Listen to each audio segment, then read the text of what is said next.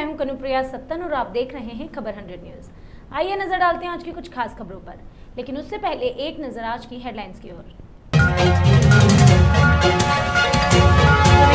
बैठे मजदूर मील मालिक की बेरुखी से सैकड़ों परिवारों का उठा दाना पानी। मजदूर करीब 4 साल से लड़ रहे हैं रोजगार के लिए लड़ाई। लोक निर्माण और उद्योग कुटीर मंत्री का निवाड़ी दौरा, सामुदायिक स्वास्थ्य केंद्र का किया निरीक्षण, जिले के अधिकारियों और नेताओं के साथ की मीटिंग। और मध्य प्रदेश पर्यटन मंत्री उषा ठाकुर की मीडिया से बातचीत, सेल्फी लेने के लिए 100 रुपए लेने वाले बयान पर दी सफाई, कहा कार्यक्रम में हो रही थी देरी।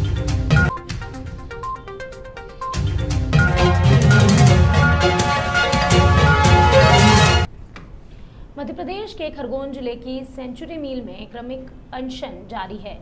मजदूरों का रोजगार खत्म होने के कारण रोजगार की लड़ाई लड़ते हुए उन्हें तकरीबन 4 साल होने को आए हैं, लेकिन मिल मालिक अब अपनी हट धर्मिता पर डटे हुए हैं। इधर हजारों मजदूर बेरोजगार हो चुके हैं, सैकड़ों परिवारों का रोजगार हाथ से निकल गया है। हाई कोर्ट, सुप्रीम कोर्ट में भी मजदूरों ने दावा लगा रखा है। मजदूर संघ अध्यक्ष और नर्मदा बचाव आंदोलन नेत्री मेधा पाटकर सहित सैकड़ों संघ मजदूरों के हक की लड़ाई लड़ रहे हैं। खरगोन जिले की बड़ी सेंचुरी मिल में ताले जड़े हुए हैं। उनके खुलने की आस लिए बैठे लोगों को न्याय मिले और हड़ताल खत्म हो, पर कोई भी इन उजड़े परिवारों की ओर ध्यान देने की कोशिश नहीं कर रहा। अगर यही रवैया रहा तो आंदोलन और भी उग्र होने की चेतावनी दी जा रही है। प्रतिशत श्रमिक अगर लेने को तैयार नहीं है तो हम मिल देने का वादा वापस लेते हैं। लेकिन जब इन यूनियंस की हकीकत हमने आरटीआई में निकाली तो इन्होंने तो सालों साल न सदस्यता, न audit, registrar of trade unions में कुछ भी नहीं डाला है।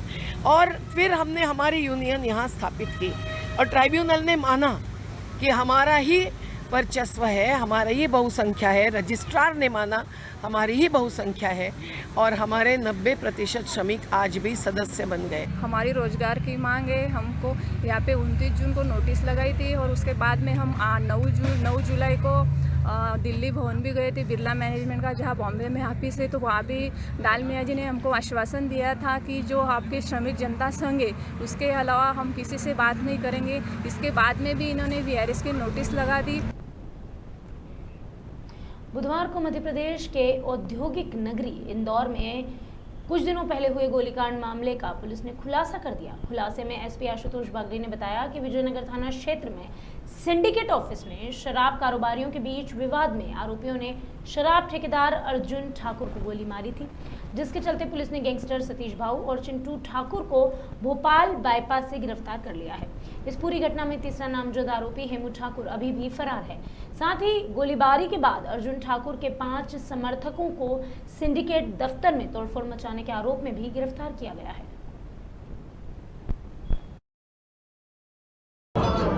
बस उसका कुछ बोला नहीं, हम लोग वहाँ से आ गए, वहाँ जो गांधीनगर से आ गए। हम सिंडिकेट ऑफिस की बात करें कि यार सिंडिकेट में क्या हुआ है, जो चार्ज कराते हैं वहाँ पे। सिंडिकेट से कोई ऑर्डर हुआ नहीं कि चार्ज दे दें उनको, हेमू ठाकुर जी।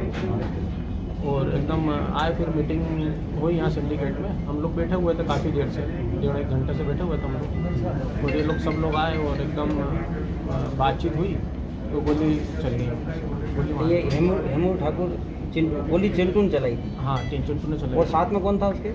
साथ में हेमू ठाकुर थे और उनके साथ में AK सिंह जी आए थे और पिंटू भाटिया जी आए थे।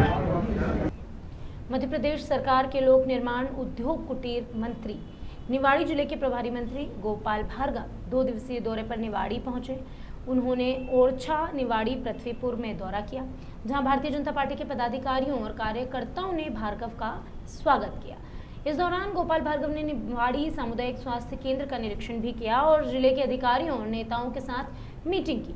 उन्होंने पत्रकारों से बातचीत की और मध्य प्रदेश के पूर्व मुख्यमंत्री और राज्यसभा सांसद दिग्विजय सिंह के ट्वीट का जिक्र किया। मध्य प्रदेश में मुख्यमंत्री बदले जाने पर उन्होंने प्रतिक्रिया देते हुए कहा कि दिग्विजय सिंह को शायद सपना आया होगा। दिग्विजय सिंह चुटकुले छोड़ने में माहिर हैं। अखबार और टेलीविजन में उन्हें स्थान चाहिए, इसलिए वो फिजूल की बयानबाजी करते रहते हैं।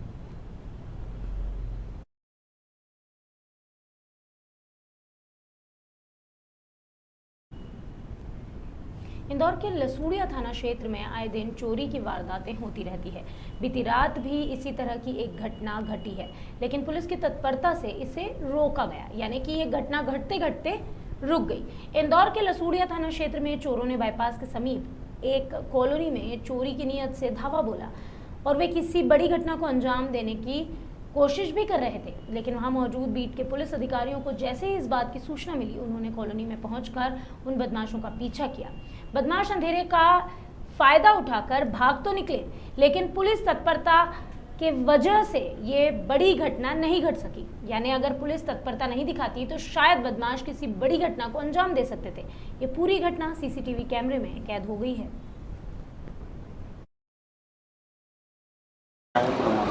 हाँ, ये लसूड़िया में बाईपास के पास एक कॉलोनी है जिसमें 4 से 5 आरोपी सीसीटीवी फुटेज में उनका आया है, जो वहाँ पर घुसने का प्रयास कर रहे थे।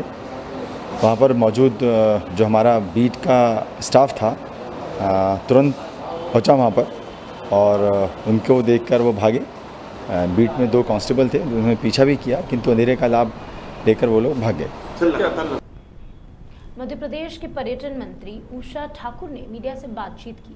मीडिया से बातचीत के दौरान उन्होंने सेल्फी लेने के लिए 100 रुपए वाले अपने बयान पर सफाई पेश की।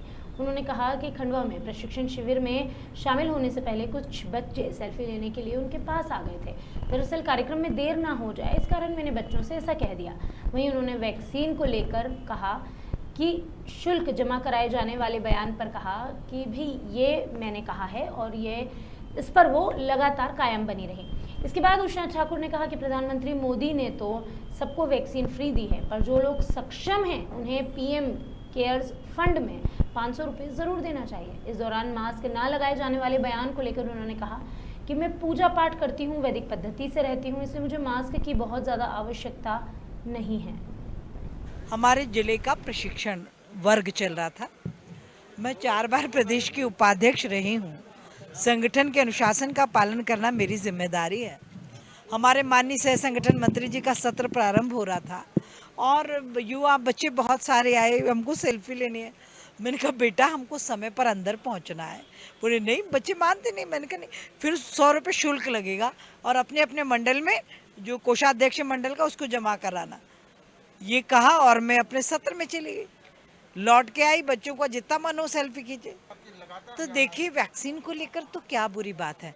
यदि हम सक्षम और समर्थ हैं, निःशुल्क सेवाएं देश में वो प्राप्त करें जो असहाय हैं, जो विकलांग हैं, जिनकी आर्थिक क्षमताएं नहीं हैं, पर जो सक्षम समर्थ व्यक्ति है वो क्यों निःशुल्क किसी सेवा को प्राप्त करे।